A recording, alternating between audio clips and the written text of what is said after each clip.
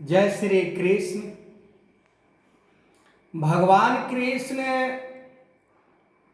मनुष्य मात्र को समझने के लिए भागवत गीता के अंदर ऐसे ऐसे बातों का वर्णन किए हैं जो इंसान को यदि समझ में आ जाए तभी इंसान वो बन सकता है। संसार में जो कुछ भी प्राप्त हुआ है इंसान को, उसका कुछ भी नहीं है।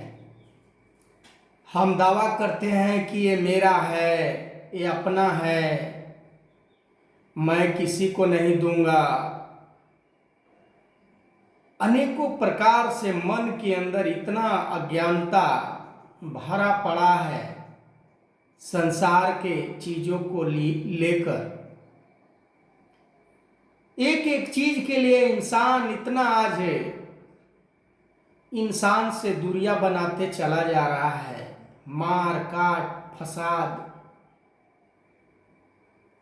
जो कि इंसान यदि संसार में कर्म अपने लिए करता है तो इंसान वो है ही नहीं। पहली बात, जो अपने लिए केवल कर्म करता है वो इंसान है ही नहीं, वो राक्षस है, वो असुर है। ये मैं नहीं कह रहा हूं, ये भागवत का 3रा अध्याय कह रहा है। संसार से मिली हुई चीज को यदि हम संसार में ही लगाते हैं, दूसरों के सेवा में लगाते हैं, दूसरों को हित करने के लिए लगाते हैं, तब तो इंसान कहलाने का योग्य हो सकता है। पर केवल अपने ही स्वार्थ में केवल कर्म को करना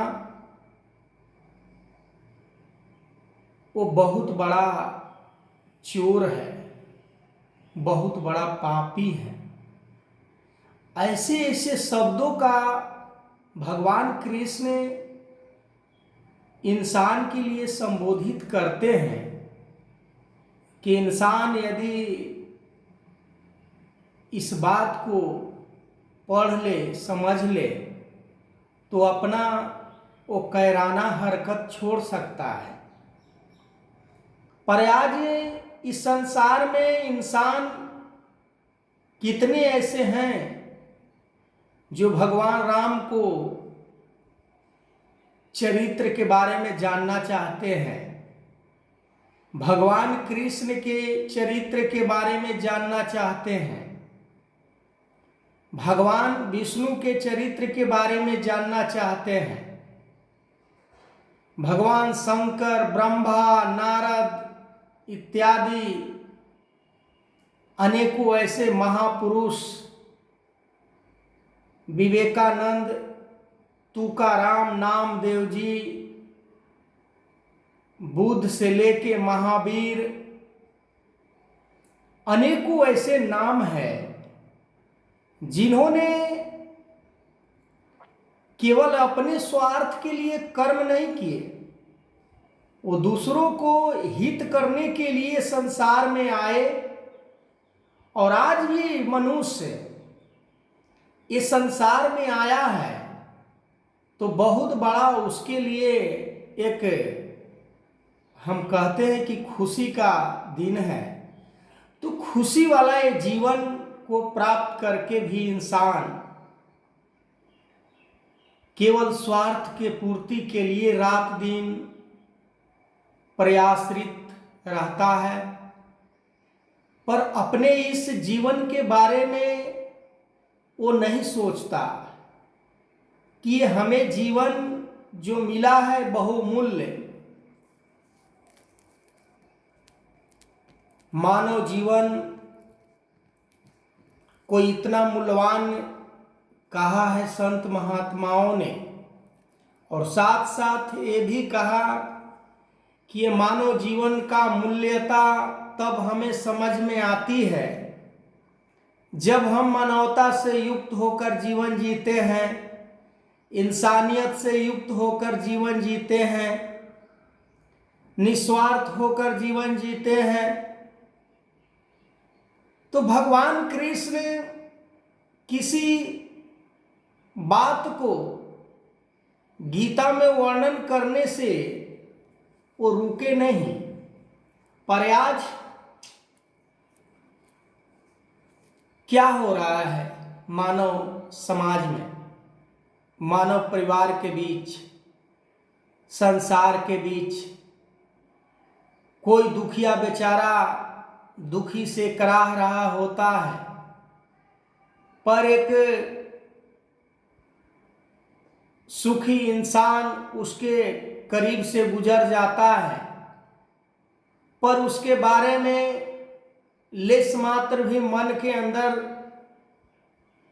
संकोच नहीं होता कि इसके पीछे क्या रीजन हो सकता है, क्या कारण हो सकता है कि ये लाचार, विवश, परेशान व्यक्ति जो रो रहा है, गिड़गिड़ा रहा है, तड़प रहा है।